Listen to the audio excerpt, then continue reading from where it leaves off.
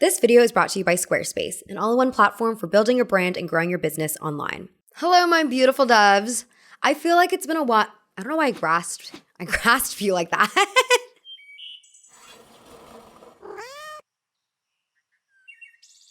I feel like it's been a while since I greeted everyone in that way. And you know what? It's also been a while since I shaved my brows, did finger waves in my hair, even accessorized more maximally as I had been doing for years now. Surprisingly, I haven't received that many comments about why my style has changed so much, but every so often someone will be like, "What happened to your brows?" And sometimes I get a backhanded compliment where someone will be like, "You look so much better now than you did a few years ago." For anyone who doesn't know me, if this is like the first video you've ever clicked on my channel, I used to dress way more eccentrically. I feel like I actually cultivated a personal brand, as one might say, based on dressing eccentrically. And nowadays, while I do still wear a closet of mostly vintage and secondhand clothing items because that's just part of my ethics, I don't gravitate towards statement pieces as often as I used to. My friend and amazingly talented directress, Sina, recently sent me actually a short film that she filmed of me on Super 8 a year and a half ago. And in the video, I was showing her my closet and my accessories and talking about my attitude towards personal style. And it was so funny to watch because it was like a time capsule of my life back then. And even though I still believe fashion can be such a wonderful creative outlet, my understanding of fashion has deepened, and I feel like my engagement with it is less superficial than it was before. Also crazy to think that this all happened within a year and a half. Anyways, today I want to interrogate what it means to have personal style. This video is definitely more personal than my previous ones because personal style is such an important part of my life, and many of the things I'm imparting are personal realizations, though of course I'm backing it up with some research and providing other anecdotes so that you're not just witnessing a single person's spiral. You know what, let's just get into it. Let's get into it. I've been a Squarespace user for so long now because I do think it's the best and easiest platform to build both a functional and aesthetic website. There's so many tools and templates and customizations. The world is really your oyster with Squarespace. One of the features I want to highlight is its online storefront capabilities. You can list physical or downloadable products and services with a click of just a few buttons and track orders internally through Squarespace. If you're an independent artist or running a nonprofit, Squarespace also has a donations feature where you can set up a page that accepts one-time or recurring contributions or even host a fundraiser. Check out squarespace.com for a free trial, and when you're ready to launch, go to squarespace.com/Mina to get 10% off your first purchase of a website or a domain. Style is not the same thing as fashion, which changes. Style is the use of definite principles of design. It doesn't require expensive clothes, but it does require good taste.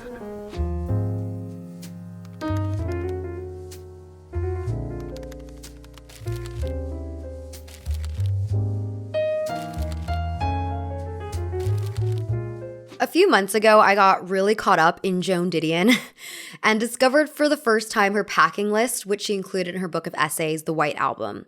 On her list titled To Pack and Wear, she has 2 skirts, 2 jerseys or leotards, 1 pullover sweater, 2 pairs of shoes, stockings, bra, nightgown, robe, slippers, cigarettes, bourbon, and assorted toiletries. She doesn't say how long her trips are, but I assume it's a weekend situation or a week max. She also doesn't mention packing any underwear, but that's none of my business. That's between Joan and God.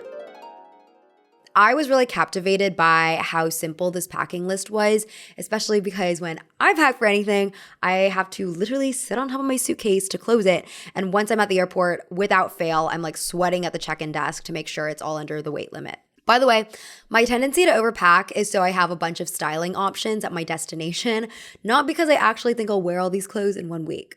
But I was curious about the Joan Didion minimal outfit formula, and I wanted to try it out myself. I wasn't traveling anywhere, but for 10 days straight at home, I alternated between 2 outfits, a white skirt and a white t-shirt, and a black skirt with a black t-shirt. And honestly, this is probably the most freeing I've felt in a really long time. Caution, this is where I'll get into something very situational for me, which inevitably carries tons of privilege, but I feel like it's necessary for me to say why I did this challenge to begin with. For a while, I was on the verge of burnout, and just getting myself to do anything was really tough, especially because I work from home. But I solved that problem when I realized that if I could just change out of my sleeping clothes, it could do wonders for my energy levels, put me in a new active mindset, so to speak. However, that realization didn't actually change much because then I realized it takes a lot of my creative energy to put together an outfit in my closet. So I would continue to put off the task of getting ready, and on bad days, I would just lay around at home all day, not seeing any sunlight, with my brain going at a quarter capacity. But when I adopted this really simple wardrobe, I don't know, just everything became super easy. I had the clothes ready laid out in the morning, and I just needed to put them on without any thought, which brought me to the conclusion that personal style was actually making my life harder. Because look, I think the antithesis of personal style is the uniform. That's not to say that my two outfits were literal uniforms, by the way, because no one else around me was wearing the same thing, which is kind of like the definition of a uniform. Everyone around you has to be wearing the same thing. But when I was doing this challenge, I was thinking about the parallels between what I was doing and wearing a school uniform. I myself went to public school, so we didn't have uniforms, and my attitude towards them was always negative because in school, my sense of style was my creative outlet, and I really couldn't imagine being denied that. However, sometimes when I meet people who did wear school uniforms growing up, some of them actually praise this dress institution because it was one less thing that they had to worry about in the morning. Similar to the revelation I had recently with my 2-outfit challenge.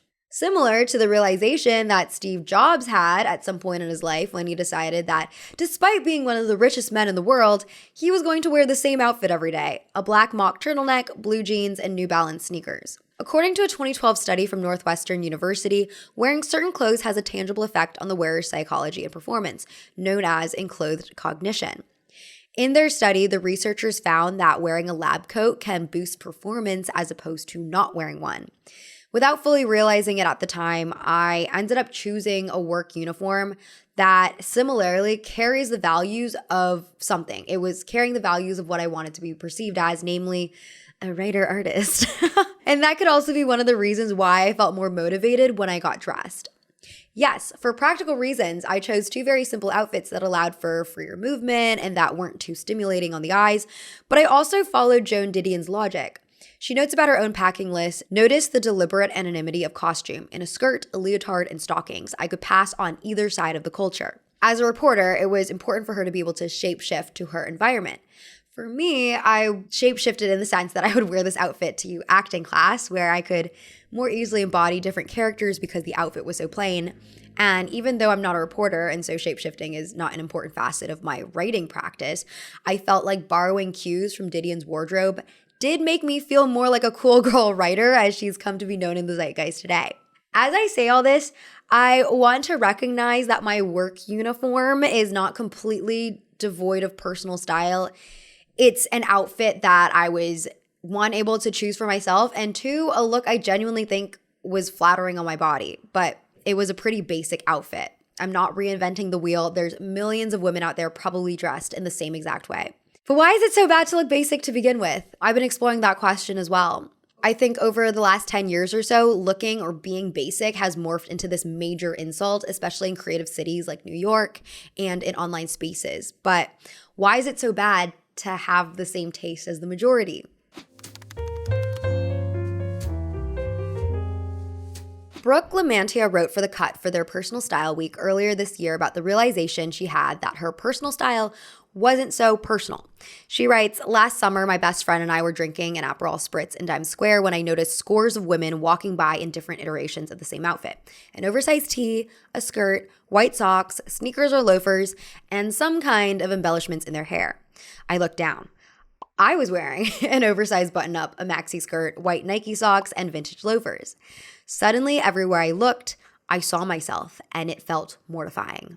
This comes following a long-standing sentiment over the past few years among New York fashion heads that personal style is dead. I have to wear my slick back bun and my sambas and my TikTok uniform. And you know what I'm talking about. And it's like, you have access to all of these things. Like, you walk outside of your house and you're walking down the street and you can get inspired that way. So why are you looking on Pinterest, looking on TikTok to get inspired? Everyone is a clone. Personal style is not literally dead, but the sentiment holds that originality and authenticity are hanging on by a thread in the face of algorithms and Pinterest boards shepherding us all into wearing the same regurgitated microtrends. People have always participated in trends, let's be clear. Skinny jeans in the 2010s, bell bottoms in the 1970s, leg of mutton sleeves in the 1890s.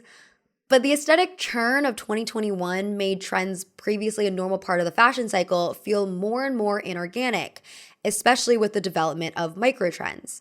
Like, how did we flip from cottagecore to Barbiecore to coastal grandma in a span of months? There's no through line between any of these aesthetics other than TikTok virality.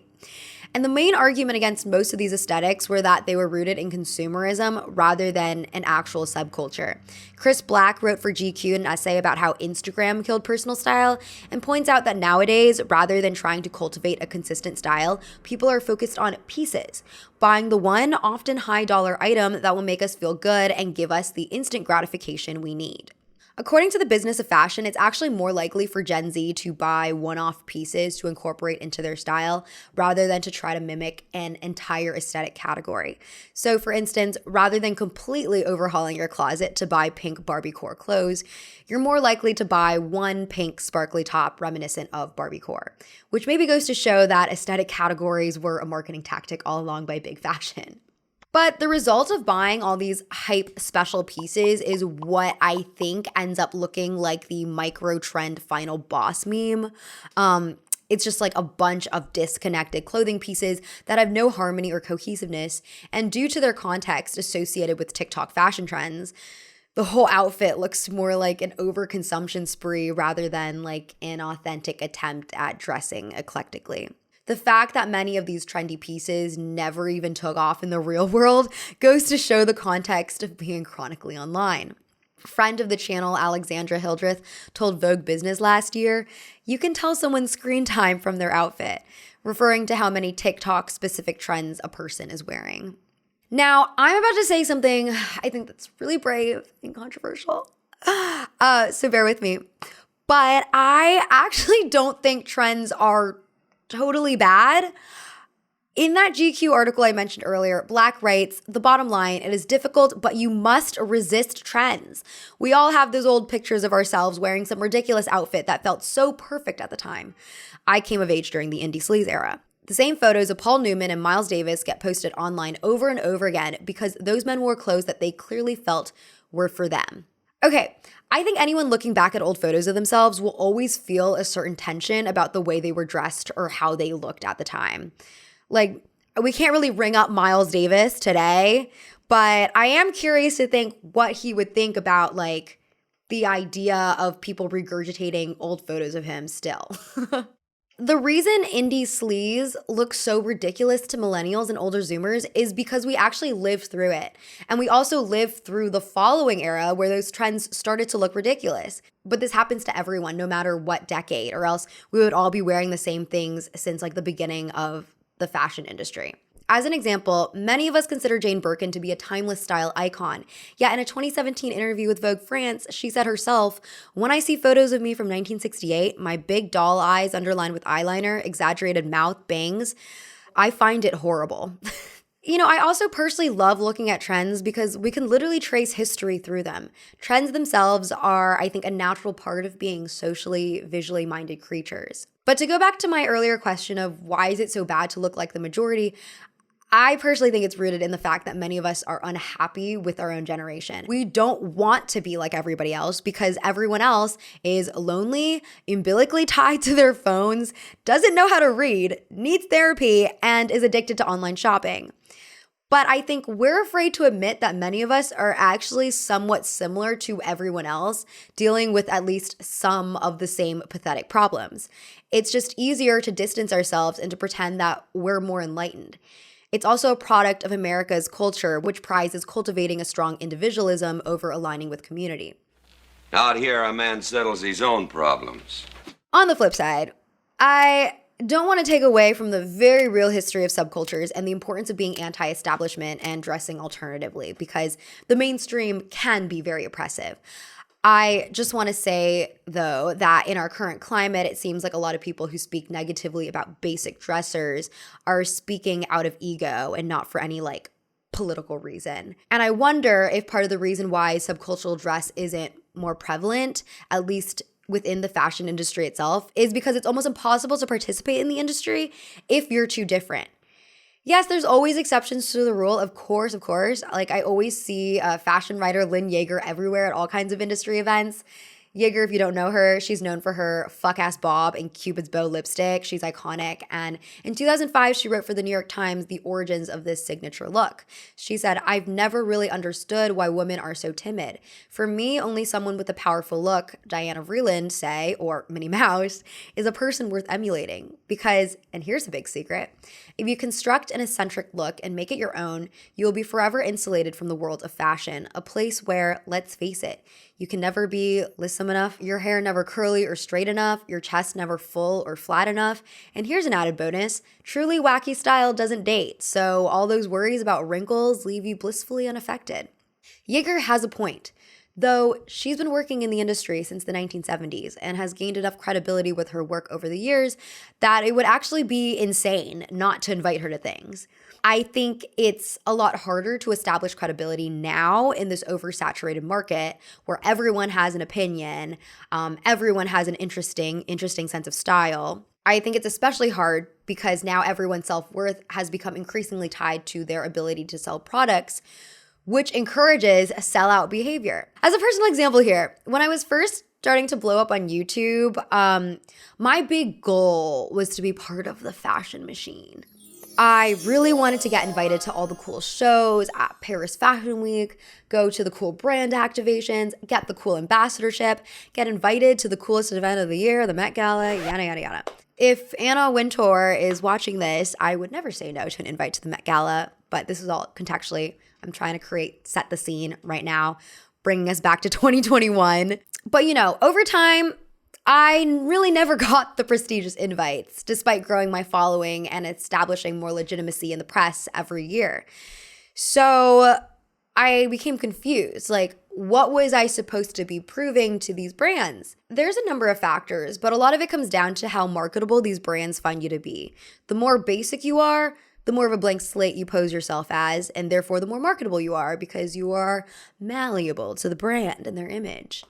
I've had a friend tell me her manager once pitched her to Saint Laurent and they denied it because her personal style was too colorful for the brand. I hate influencers. Fashion Week. Influencers. You do? Yeah. Just because you're good at marketing yourself on the internet doesn't make you a fashion expert. Every 6 months, people come out with takes about how Fashion Week has been overrun by like unstylish influencers or whatever, which leads many other people to make parallels with the fashion blogger days. My fashion blog is blowing up. Fashion bloggers were considered to be the first wave of industry interlopers, and this, as some people say, is evidence that the fashion industry is full of snobs unwilling to accept change despite the changing times.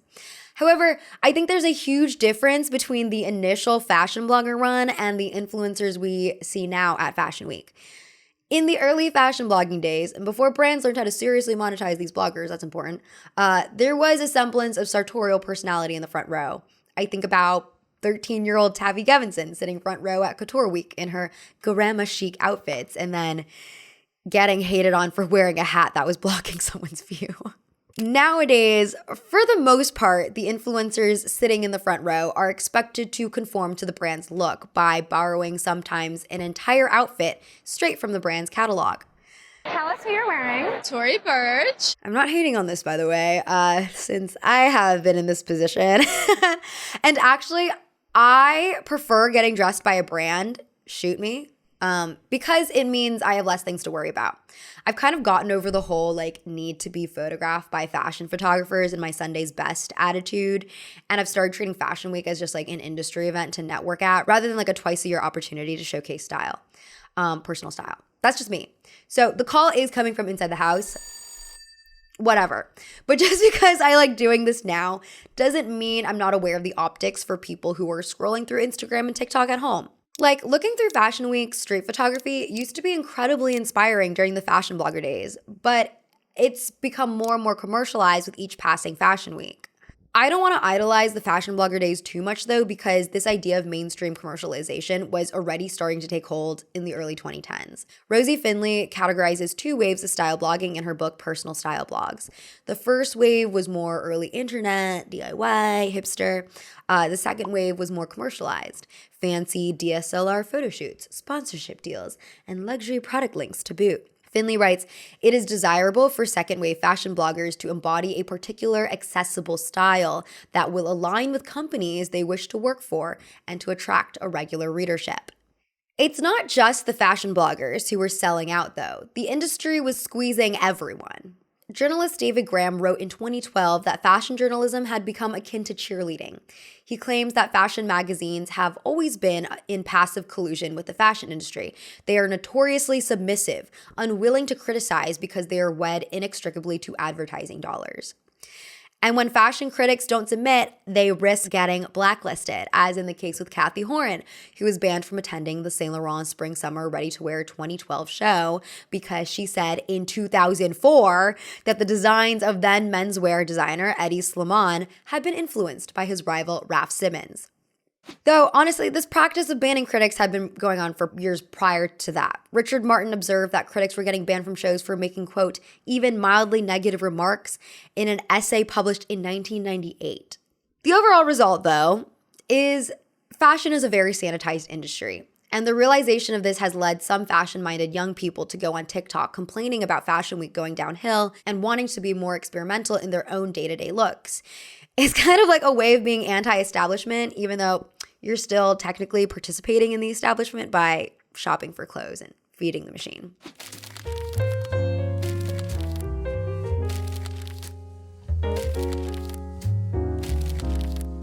Women's Wear Daily interviewed a bunch of designers on what outfits they wear during Fashion Week, and many of the designers, like Jonathan Anderson of Loewe, Glenn Martins of Y Project, Matthew Blasi of Bottega Veneta, and Edeline Lee, all said something very similar in that they wear simple outfits because it's easy and practical for running around all day.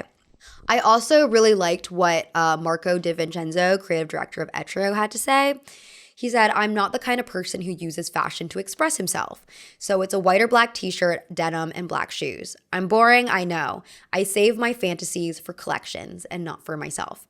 As I've gotten older, I've started to really resonate with Marco. I think my love for fashion has manifested mostly via research these days. But when I was younger, creating interesting outfits used to be one of my only outlets of creative expression. I also have gotten a lot of external validation for it, like my entire life. I remember learning that a bunch of my friends voted for me for my high school's best dressed senior superlative, and I didn't even ask them to. And granted, I was not nearly popular enough to win, but it was a point of pride for me that other people recognized that I had a sense of style. I also was pretty shy in high school, didn't participate much in class, didn't audition for any school plays, even though I loved doing theater outside of school. I just felt like really suppressed at my actual school. And so I felt like dressing well was the only way I could make my mark in my environment. According to the fashion psychologist Shakayla Forbes-Bell, we want to stand out with our clothing because we receive external validation for doing so, which can help build our own self-image. She explains to Harper's Bazaar, being memorable and easily recognizable not only provides social benefits, it can also boost your confidence. Statistics say the same. In 2022, Business of Fashion found that aggregate spending on clothing slows down after the age of 34 and declines after the age of 44. And in the same report, they also cited a survey that revealed 89% of the 1,000 Gen Z participants rate fashion as important for boosting confidence. Once I started monetizing my videos, dressing a certain way became an integral part of my personal brand building, which is a whole other issue I have. I had a friend once tell me that you've made it if someone can craft a Halloween costume after you. As in to say, you've made it if you've created a strong signature look that stands out in the culture. At first, I was like, hell yeah, because one signature look means less consumption and waste. But the more I've been sitting with that statement, the more I question whether or not I should have given that hell yeah. Dan Schaubel, founder of Millennial Branding, told Forbes, "Consistency of all kinds is what builds brands. People who wear the same thing, have a catchphrase or two, and associate with the same people are more memorable than those who don't." So isn't a person striving for a consistent look trying to accomplish the same thing at the end of the day as a person who's striving for something new and interesting every day, in the sense that both people are looking for external validation based on the way that they present themselves. I mean, one is definitely more sustainable for the environment, but the point still stands. And listen, I'm sure there are so many exceptions to the rule. Like, not everyone is rotted by social media or the need to grow a business. And I'm sure there are some people who genuinely found one thing that works for them and they love it. Like the Green Lady of Brooklyn, who has dedicated herself to the beauty of chartreuse living. And it seems like genuinely organic for her. But more or less, it's normal for people to change styles as they age, especially if they do care about fashion. As Rosie Findlay notes in her own research over the 2010 style blogosphere, over years, bloggers' style would morph as their influences and tastes changed and as they grew older. Often this would be gradual, a haircut, a movement away from a signature aesthetic into something new.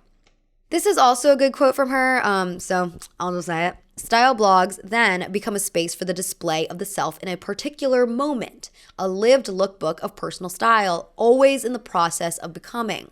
One's identity is thus not prior, innate, or fixed, but is a phenomenon that is constituted by a sustained repetition of acts. I've come to realize that having great personal style doesn't come down to individual pieces that you buy, but the essence of how you wear something, which is usually rooted in your own self-confidence.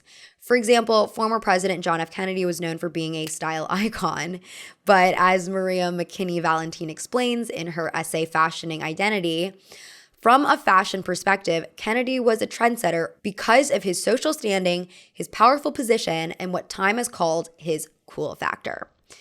This is another element that I think is often missing in the "is it a fit or is she just skinny" conversation, which prompts whether or not an outfit would look good if it wasn't on a thin person's body. Usually the thin person wearing the outfit in question is also a celebrity. And therefore, it's not only that they get the halo effect of being thin, it's also the halo effect of being a famous person. Take Lily Rose Depp. She's gorgeous, she's elusive, she's also a Nepo baby, which carries its own connotations of glamour.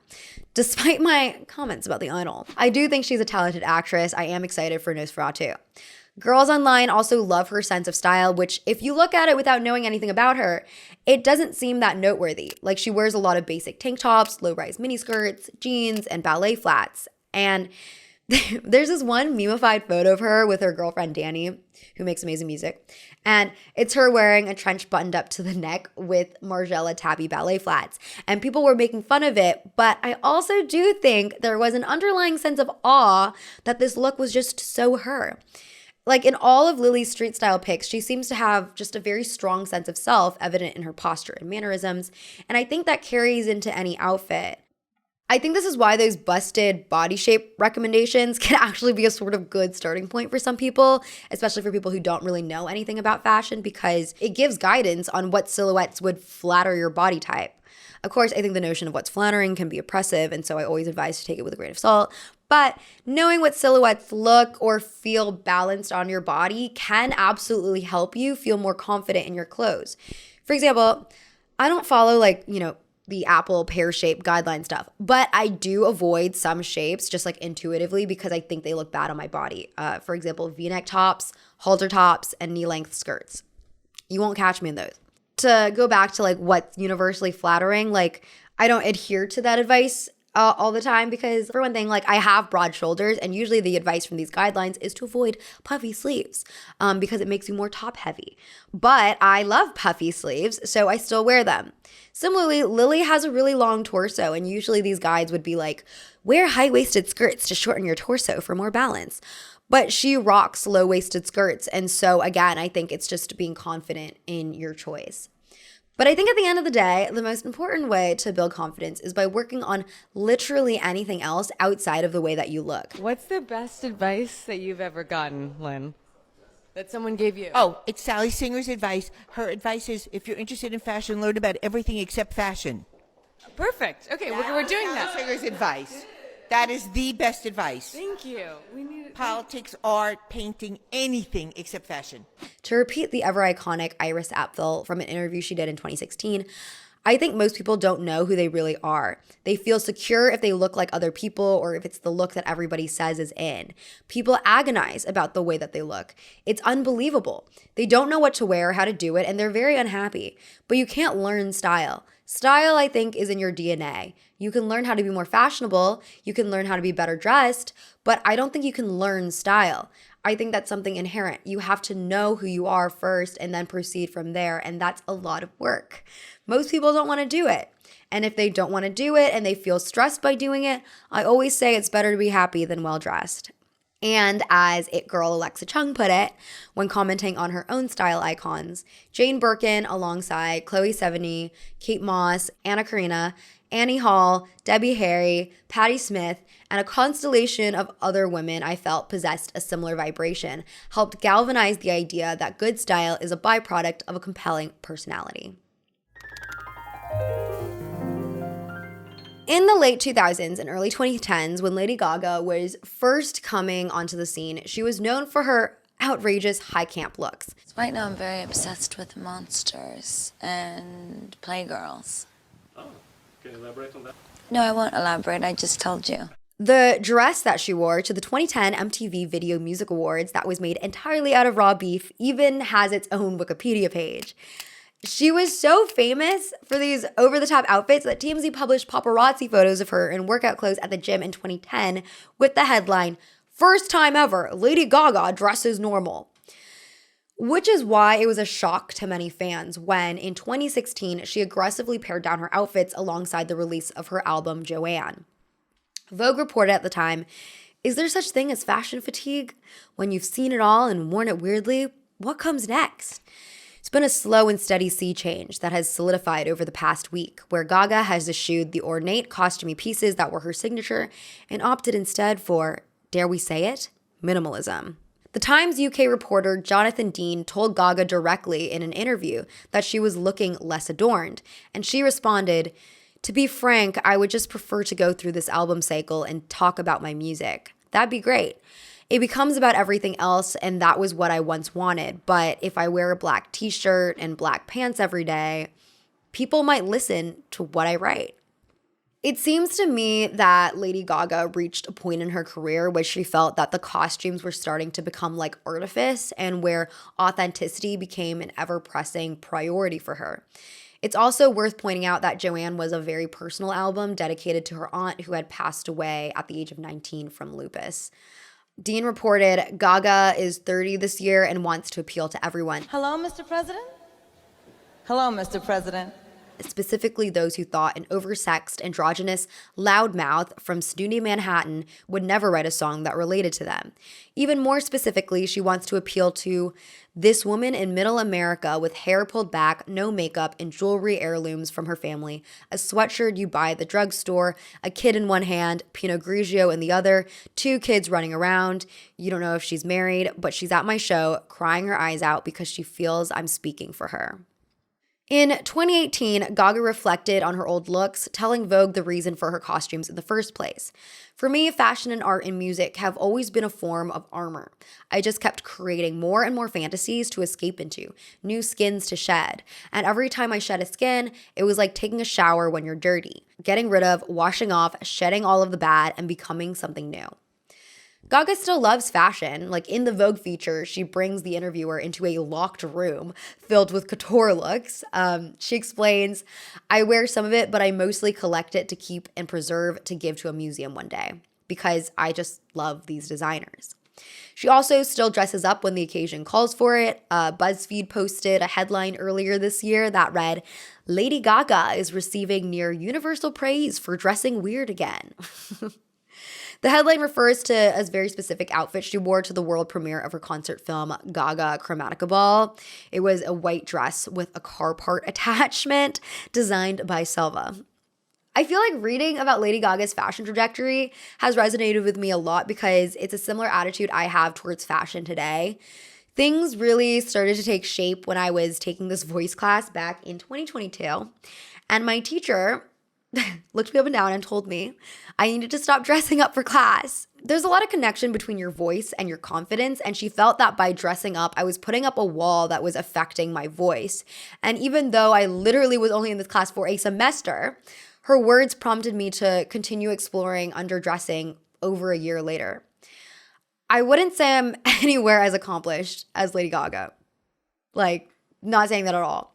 But I feel like over the years, I've tried to invest my creative energy into other activities like acting and writing, and it definitely helps that I have this really cool platform where so many people listen to me yap.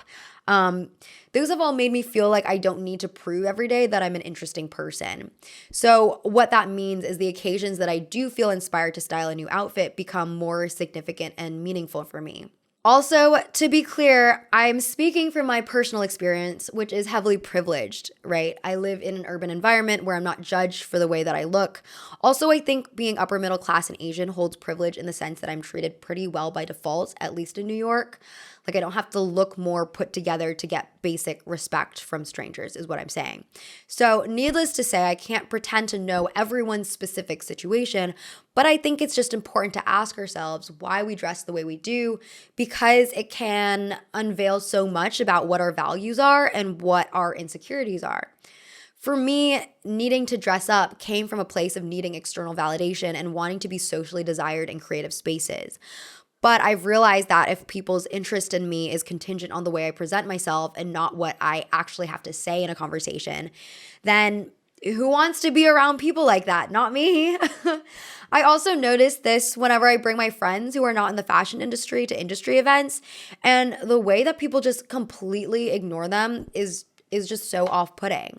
Also, like, another memory that was just triggered from this, talking about this, I was eating at this restaurant called Betty in the Lower East Side. I was with my friend there. We were in the middle of dinner, and then this older woman comes in. I think she's probably in her 40s or 50s. And the restaurant is like empty. So she asked for a table. The server's like, you can sit wherever you want. She's like, oh, okay, I don't care. And then he's like, what about like right here, which is at the front, right by the window, which is facing the street. And she goes, actually, I'll sit in the back. I feel like I'm always getting judged for my outfit when I sit close to the window. I don't know. So I think that like I want to recognize that like styling an outfit is and can be a really powerful form of creative expression. But what I have become is a bit jaded, maybe by virtue of working in fashion and by being in Manhattan all the time. Yeah, I've just become like a little bit jaded by this idea that people in the industry like expect you to dress a certain way, and that kind of like messes with your own brain, and it makes you feel like you have to dress a specific way in order to be liked by everyone else, which I think is just a busted way to live. I'm going to end the video with this one quote that I really love. It's actually a bastardized translation of a real Vincent van Gogh quote in a letter he wrote to his brother. The real quote is longer and worded differently, but for simplicity purposes, I'm quoting the translation here. If I'm worth anything later, I'm worth something now. For wheat is wheat, even if people think it is grass in the beginning. That's all. Thank you so much for listening to me yap. As always, I would love to hear in the comments what everyone's feeling towards personal style is, whether or not you had an arc, a journey similar to mine, or if your journey has been completely different. I hope you have a lovely rest of your day, and I'll see you next time. Okay, bye. It is by the artful use of principles like these that the smart woman learns to dress in a way that suits her personality.